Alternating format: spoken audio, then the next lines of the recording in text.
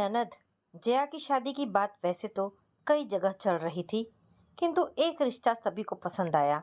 लड़की देख ली गई और पसंद भी कर ली गई, परंतु लेन देन पर आकर बात अटक गई। नकदी की लंबी चौड़ी राशि मांगी गई और दहेज की फरमाइश ने तो जैसे छक्के छुड़ा दिए। घर पर कई दिनों से इसी बात पर बहस छिड़ी हुई थी। सब परेशान से बैठे थे। पिता सहित तीनों बेटे, दोनों बहुएं तरह तरह के आरोपों से जैसे व्यंग कस रहे थे। लड़का कोई बड़ा अधिकारी भी नहीं था, उन्हीं लोगों के समान मिडिल क्लास था, परंतु मांग इतनी जैसे कहीं का सीईओ हो। कई लाख रुपए नकद, साथ ही सारा सामान जैसे bike, fridge, washing machine, LED TV, gas चूल्हा, मशीन, एसी और ना जाने क्या क्या। बाबूजी, ये रिश्ता जाने दो, कहीं और देखिए। बड़े बेटे सुमित ने तो साफ बात कह दी। बड़ी बहू ने भी इनकार ही में राय दी। मंझले अमित व उसकी पत्नी ने भी यही कहा। छोटा सुधीर तो जैसे तिलमिला ही गया। वह बोला, ऐसे लालचियों के यहाँ लड़की नहीं देनी चाहिए। अपनी जया किस बात में कम है? हमने भी तो उसकी शिक्षा में पैसे लगाए हैं। शुरू से अंत तक प्रथम आ रही है परीक्षाओं में, और देखना एमएससी में टॉप करेगी तो क्या वह नौकरी नहीं कर सकेगी कहीं? ये सब तो बात की बातें हैं सुधीर। अभी तो जो है उस पर गौर करो, कहीं भी बात चलाओ। मांग में कमी होगी क्या? एक यही घर तो सबको सही लगा है, और जगह बात कर लो, मांग तो होगी ही। आजकल नौकरी पेशा लड़के के जैसे सुर खाप पर निकल आते हैं। यह लड़का सुंदर है, जया के साथ जोड़ी जचेगी। परिवार छोटा है, दो भाई बहन, बहन का विवाह हो गया, बड़ा भाई भी विवाहित है। छोटा होने से छोटे पर अधिक दायित्व भार नहीं होगा। बहन सुखी रहेगी तुम्हारी। पिताजी दृढ़ स्वर में बोले, ये तो ठीक है बाबूजी, 5 लाख रुपए नगद, फिर इतना साजो सामान हम कहाँ से दे सकेंगे? पूनम के विवाह से निपटे 2 ही बरस तो हुए हैं, वहाँ इतनी मांग भी नहीं थी। सुमित बोला, अब सब एक से तो नहीं हो सकते। 2 बरस में समय का अंतर तो आ ही गया है। सामान कम कर दे तो शायद बात बन जाए। रुपए भी 2 लाख तक दे सकते हैं। यदि सामान खरीदना ना पड़े तो कुछ सुधीर के ससुराल का नया रखा है। अभी 6 माह ही तो हुआ है विवाह को। बाबूजी बोले, तो क्या छोटी बहू को बुरा नहीं लगेगा कि उसके मायके का सामान कैसे दे रहे हैं? कई स्त्रियों को मायके का एक तिनका भी प्रिय होता है।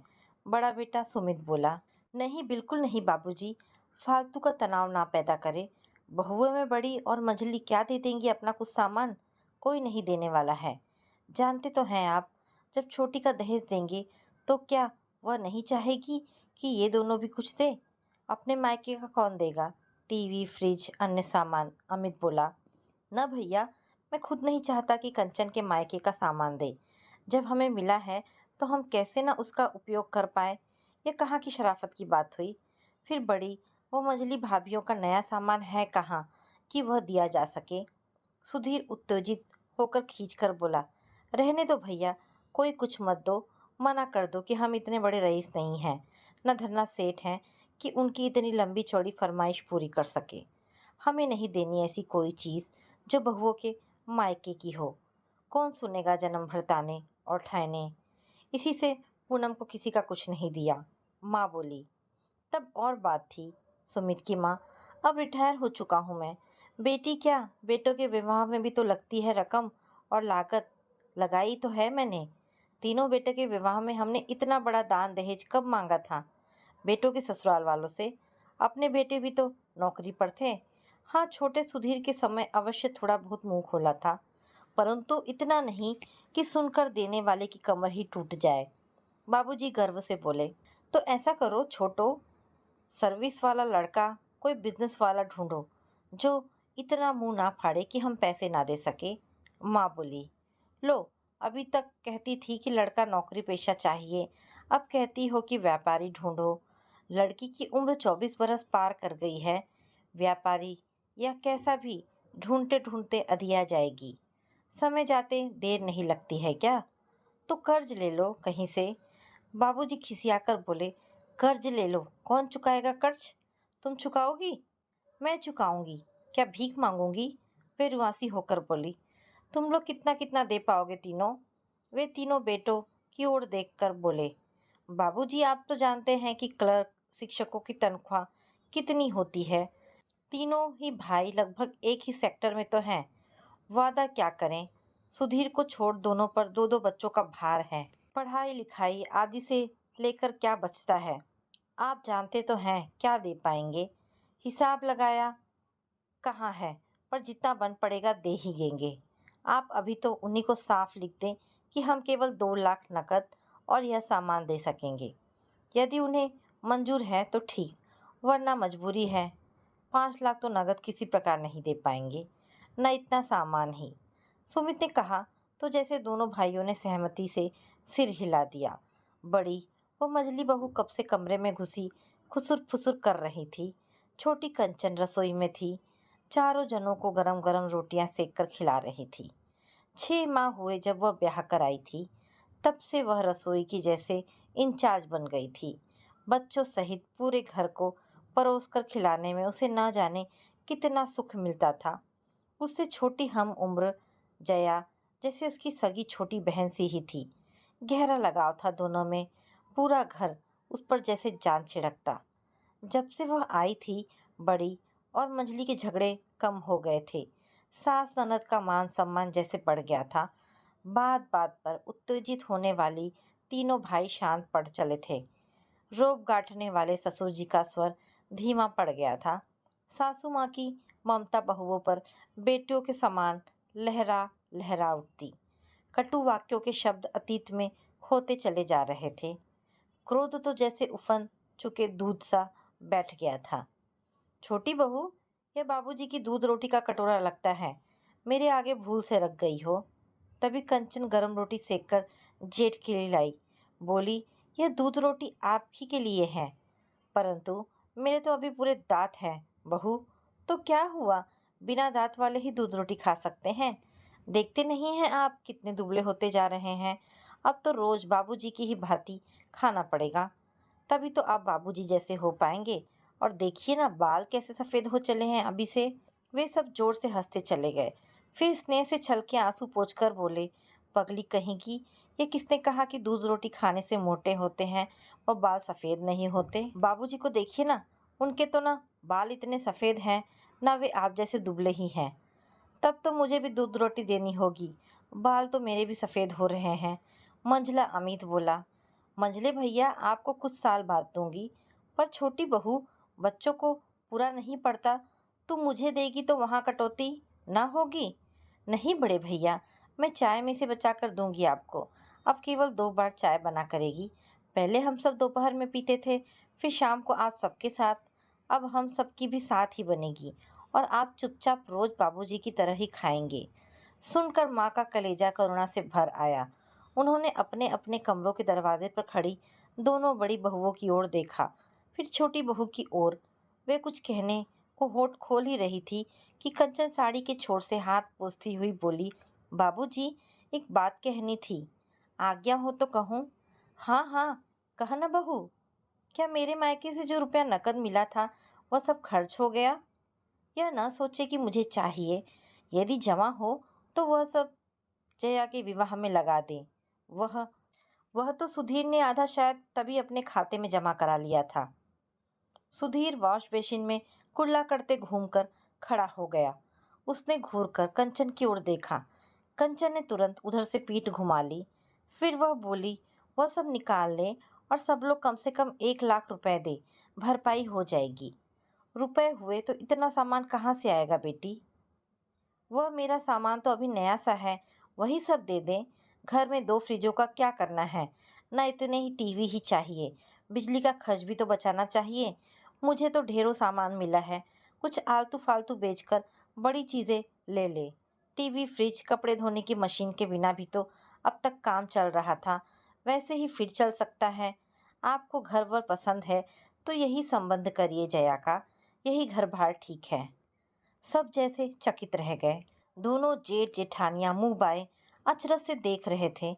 और सुधीर तो जैसे पहले उबल रहा था, परंतु फिर लगा वह बिल्कुल शांत हो गया पत्नी के सामने। पहले उसके मन में आया कि कहीं कंचन उसके ससुराल में मिले नए बाइक के लिए ना कह दे, परंतु अब तत्व जैसे पिघल रहा था। उसने पिता से लड़ झगड़ कर विवाह के बाद ससुराल से मिले आधे रुपए झटक कर बैंक बैलेंस बना लिया था। यह बात उसने कंचन से कभी नहीं कही थी।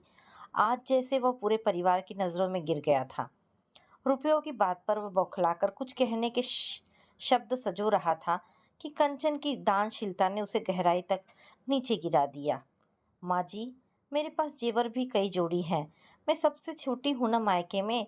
इससे बड़े दोनों भाई भाभी व चाचा चाची तथा दोनों बेटे बहुओं ने भी काफ़ी कुछ दिया है।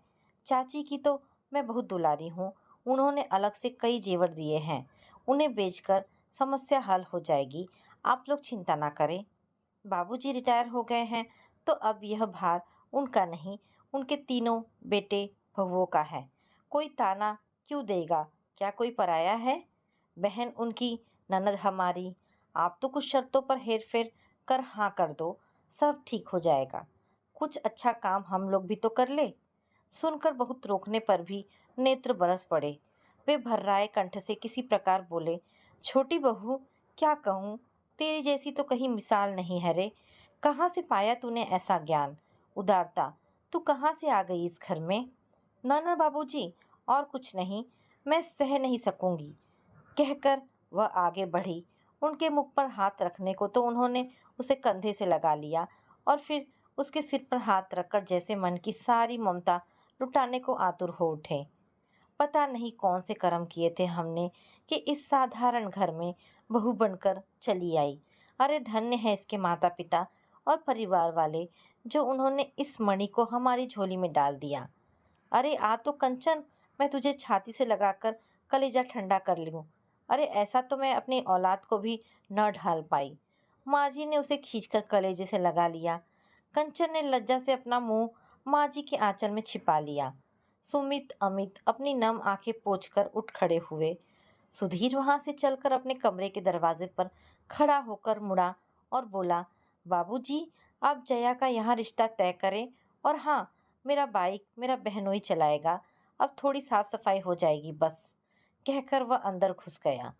पिता ने ही बड़े आश्चर्य से हठीले जोशीले बेटे की ओर देखा। क्या यही है 6 माह पूर्व का सुधीर, जो ससुराल से मिले रुपयों के लिए कई दिन झगड़ता रहा था और लेकर ही माना था? बाबूजी, जैसे आपकी बहू ने आज्ञा दी है, हम सब वही जया की शादी को तैयार हैं।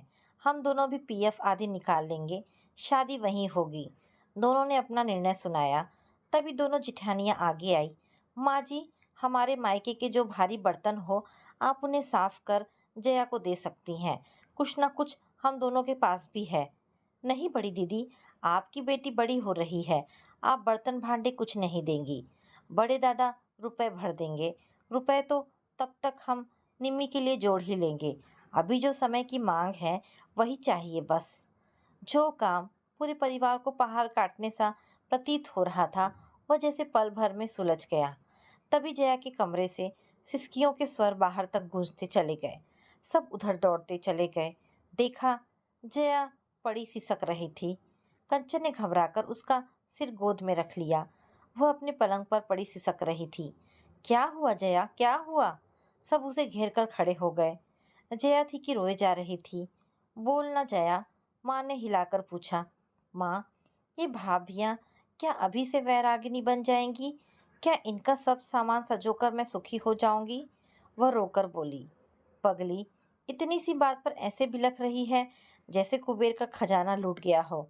अरे यह तो फिर जुड़ जाएगा। मैं नौकरी कर लूं तो क्या फिर ना जुड़ पाएगा? फिर अभी कौन कंगाल है? सब चीजें हैं तो घर में। तू सब चिंता छोड़, कंचन ने उसे समझाया।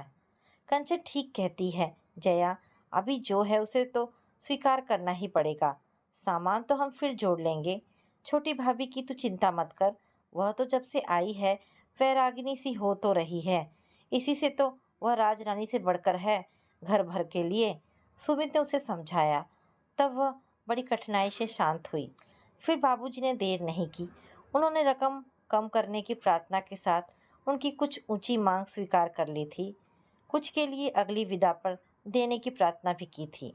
उन्हें जैसा पूरा विश्वास था कि वे लोग कुछ हद तक मान जाएंगे, क्योंकि उन लोगों को भी लड़की सहित उनका मध्यम वर्गीय परिवार पसंद था। हुआ भी यही। 1 माह पश्चात सब शर्तों के साथ शादी तय भी हो गई। रकम भी कम कर दी गई। सामान तो सारा मिल ही रहा था। सब प्रसन्न हो उठे। तब तक जया की परीक्षाएं भी खत्म हो गई। फिर सगाई की रस्म हुई।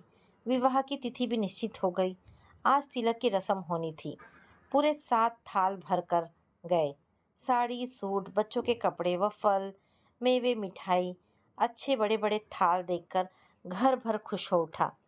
तभी सुमित द्वारा हाथ पर थाल रखे जाने पर दूल्हे की निगाह थाल पर लिखे नाम पर पड़ी, जो मशीन द्वारा लिखा गया था।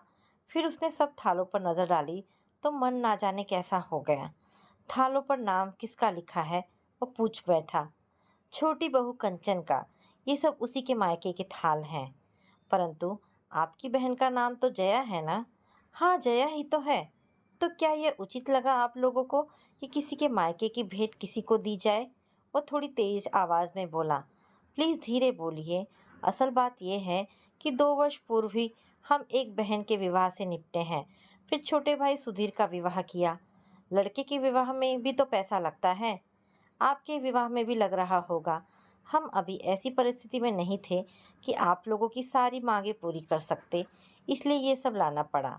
अब तक जितने भी संबंध आए, हम सबको और जया को आप व आपका पूरा परिवार ही अच्छा लगा। और एक बात और बतलाऊं, छोटी बहू कंचन ने ही खुशी से अपना बहुत सा सामान देने की हट की है, वरना हम लोग तो यह रिश्ता शायद करने का साहस ही न कर पाते। फिर उन्होंने जो घर पर घटित हुआ था सारा कह सुनाया और आखिर में कहा, और आप विश्वास करें, तब से यह सब दहेज ऐसे ही रखा है, सिवाय टीवी और स्कूटर के सब नया ही है। लड़का लगन की चौक पर बैठ गया था। मेहमान सब एक ओर और सुमित आदि सहित सब दूसरी ओर। वर के निकट सामान के पास कुछ दबे दबे स्वर सुनकर सब पास आ गए। पिताजी चिंतित हो उठे। मन में कहा, कुछ गड़बड़ हो गई है लगती है। वे पास आकर बैठ गए। अमित और सुधीर भी सरक आए। क्या बात है सुमित? सुमित ने दबे शब्दों में सब कह दिया। तब तक वर के पिता, भाई तथा अन्य नातेदार भी आ जुटे। क्या बात है पापा? ये देख रहे हैं थाल आदि, ये है तो नए, परंतु इनकी पत्नी कंचन का नाम गुदा है इनमें। उसने सुधीर की ओर इशारा करके कहा। तो इसमें क्या हुआ? ऐसा तो चलता ही है, इधर का उधर दहेज का आदान प्रदान। तू तो पागल है बिल्कुल। यह तो ठीक है पापा, परंतु आप सुमित भैया से सब हाल तो सुन लो। वो संकोच से बोला। नहीं नहीं, रहने दे, हम यहीं से दूसरे खरीद कर रख देंगे। आप अभी रस्म तो पूरी होने दे। ये जरूर है कि इतने भारी ना ले पाएंगे, क्षमा चाहते हैं हम इसके लिए। परंतु मैं चाहता हूँ कि आप वह सब इन सबको भी सुना दें जो कंचन भाभी के बारे में मुझे बतलाया है। आप लोगों ने जानबूझकर तो नहीं बताया, मेरे खुद पूछने पर ही तो बताया है। दूल्हा बोला। सहसा सुधीर का मुंह अपमान की भावना से तमतमा गया। उसे मन ही मन कंचन की दानशीलता पर क्रोध आ रहा था। क्यों मान ली सबने उसकी बात? यदि सारा सामान इन लोगों ने लेने से इनकार कर दिया तो कितनी थुथु होगी। यही अमित, सुमित, पिताजी और साथ आए लोग सोच रहे थे। फिर दूल्हे के बहुत जोर डालने पर सुमित ने पिछली घटना सुना दी, जो सच थी कि कैसे वह इस संबंध को टाल रहे थे और कैसे कंचन ने अपना सारा दहेज ननद जया को देकर रिश्ता पक्का कराया आदि। तो क्या हुआ? दे तो रहे हैं सब सामान, किसका है? इससे हमें क्या? हमने भी तो तेरी बड़ी बहन को कुछ सामान तेरे बड़े भाई के दहेज का दिया था। नाम से क्या? कौन देखेगा नाम? थाल तो आए और रखे गए, कौन रोज रोज इस्तेमाल करता है इतने बड़े बर्तन? पिताजी बोले तथा अन्य व्यक्तियों ने भी इसका अनुमोदन किया। परंतु मुझे नहीं चाहिए यह सब। ये शब्द दूल्हे के मुंह से सुनकर सबके मुंह सफेद पड़ गए। बेवकूफ है क्या? बड़ा भाई चिल्लाकर बोला। तू सब हंसी खेल समझता है? सामान लाना, खरीदना, ये लोग क्या इतना लेकर चले जाएंगे? चुपचाप बैठकर दस्तूर होने दे। आप लोग चिंता ना करें, यह तो ऐसा ही हैटी है। पंडित जी, दस्तूर कराइए। नहीं भैया, जब तक ये थाल नहीं चले जाएंगे मैं कुछ नहीं कराऊंगा। आप अपने भीतर से थाल मंगाइए ना। वह अड़ गया। तो ठहरिए साहब, हम बाजार से दूसरे लेकर आते हैं, तब तक ठहरना होगा। सुमित उठता हुआ बोला। नहीं भाई साहब, आप बैठिए, अंदर से तो आ रहे हैं थाल। अरे, ये सब तो शगुन के थाल आदि लड़की वाले के यहाँ से ही आते हैं, थोड़ा रुक लेते हैं। नहीं भैया, मैं यह सब अब ना ले सकूँगा। जो लिस्ट आप लोगों ने बनाकर भेजी थी और जो ये लोग देने वाले हैं, आप जानते ही हैं कि लड़कियों को अपने मायके की एक एक चीज़ कितनी प्यारी होती है।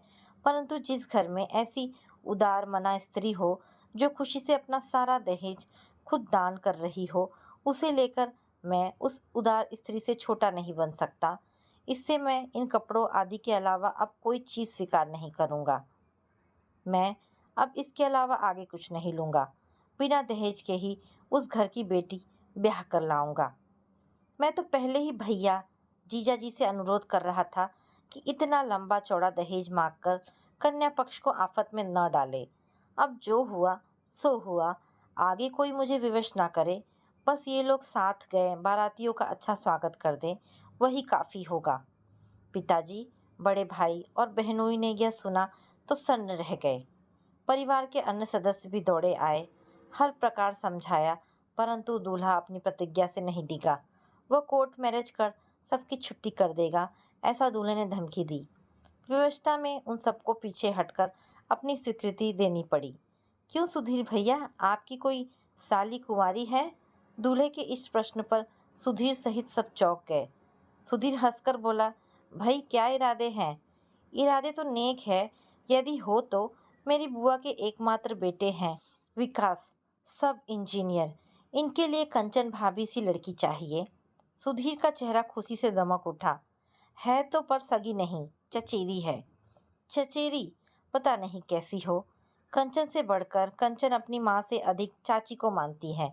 संयुक्त परिवार होते हुए भी सब एक थाल में ही खाने वाले हैं। दोनों परिवारों में बहू व दामाद आ गए हैं, परंतु जैसे उस चोखे रंग में रंगकर एक हो गए हैं।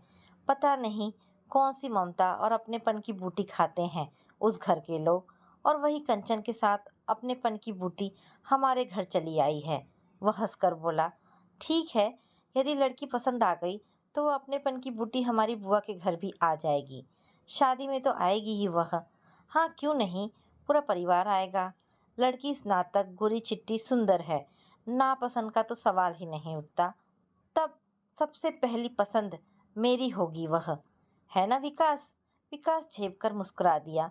पहले सुधीर कंचन की अकल पर मन ही मन भरा बैठा था, परंतु अब उसे लग रहा था कि कब वह उड़कर अपने घर पहुँचे और कंचन को बाहों में भरकर नचा डाले और कहे कि बता तो, कौन सी बूटी की घुट्टी पीकर आई है कि सबको इतनी सरलता से उंगलियों पर नचा देती है। यदि वह कल्पवृक्ष उसके मायके के आंगन में लगा है, तो क्या उसे तोड़कर पूरे परिवार को घोट कर पिला दे? उसने अपने भाइयों और पिताजी की ओर निहार कर देखा, जो सभी प्रशंसक नज़रों से उसे देखकर मुस्कुरा रहे थे। उसने शर्म से मुंह घुमा लिया। दूसरे दिन जब वे गृहनगर पहुंचे तो सुबह हो गई थी। पूरा घर जाग उठा था। सब उनके आसपास एकत्र हो गए। सभी यह जानने को आतुर थे कि तिलक समारोह कैसा रहा। कंचन कहाँ है? पिताजी ने उसे देखकर पूछा। होगी कहाँ, चाय नाश्ते की तैयारी में जुटी होगी, माँ जी बोली। अभी बात भी पूरी नहीं कर पाई कि वह चाय की ट्रे लेकर बैठक में चली आई। ट्रे मेज पर रखकर उसने सबके चरण छुए, फिर उनके शब्द सुनकर मूर्ति की तरह खड़ी हो गई। बाबूजी, मुझसे कुछ बड़ी गलती हो गई है क्या? क्या हुआ मेरे कारण? कृपया बतलाइए ना। हाँ, बहुत बड़ी गलती हो गई है रे। तूने जो अपने मायके के थाल दिए थे ना, वह उनके कारण। ले उठा यहाँ से अपने थाल और रखा उन्हें जहाँ से उठा लाई थी। हे दाता, क्या उन्हें ये थाल पसंद नहीं आए थे? वह भय से बोली। नहीं लिए, क्योंकि तुम उनमें विराज जो थी। पिताजी गंभीरता से बोले। मैं विराजी थी? क्या कह रहे हैं आप? वह आंखें फाड़कर बोली, ये देख, तेरे हर थाल में यह रही कंचन, है ना? ओ, मैं तो डर ही गई थी। तो क्या हुआ, नाम ही तो है, इससे क्या? इसी से तो नहीं लिए, और वह सब भी नहीं लेंगे जिसमें तेरा नाम है। सब में नाम थोड़े लिखा है। वह रुआसी हो गई। अब क्या होगा? क्या शादी कैंसिल हो गई? अरे पगली, अब वे दहेज लेंगे ही नहीं। तेरा गुणगान सुनकर संजय ने दहेज न लेने की सौगंध खाई है। कह रहा था, जिस घर में ऐसी ममतामयी बहू हो, उस घर से दान दहेज लेना पाप है। हमने तेरी सब बातें बतलाई तो लड़का द्रवित होता चला गया। आप बना रहे हैं बाबूजी। उसकी आंखें भर आई। बैठ बेटी, तुम सब भी बैठो। फिर उन्होंने शुरू से अंत तक का सारा हाल बता दिया और कंचन के सिर पर हाथ रखकर बोले, कंचन, तुझे पाकर हम धन्य हुए। तेरी चचेरी बहन की शादी भी दूल्हे की बुआ के लड़के से तय कर आए हैं। ऐसे परिवार की लड़की कौन पसंद नहीं करेगा, जिस परिवार की हमारी कंचन जैसी बहू हो। तेरे दोनों जेठ तेरी बड़ाई करते आए हैं और सुधीर तो वहाँ थालों के विवाद पर तमतमाया मुंह लिए बैठा था। अब अपने आप पानी पानी हो गया है। जा, वह कमरे में तेरी प्रतीक्षा कर रहा है। कंचन शर्म से दोनों हाथों से मुंह छिपाए कमरे की ओर दौड़ती चली गई। सबने उसे प्यार भरी नजरों से देखकर मुस्कान बिखेर दी। माँ तो जैसे धन्य हो गई। कंचन पास होती तो अवश्य उसे छाती से लगाकर रो पड़ती। तो दोस्तों, ये कहानी यहाँ पर समाप्त होती है। आशा करती हूँ कहानी आपको पसंद आई होगी। अगर कहानी पसंद आई है तो प्लीज़ इसे लाइक एंड शेयर करें। दोस्तों, ऐसी ढेरों पारिवारिक और शिक्षाप्रद कहानी सुनने के लिए हमारे चैनल को प्लीज़ सब्सक्राइब करें। धन्यवाद दोस्तों।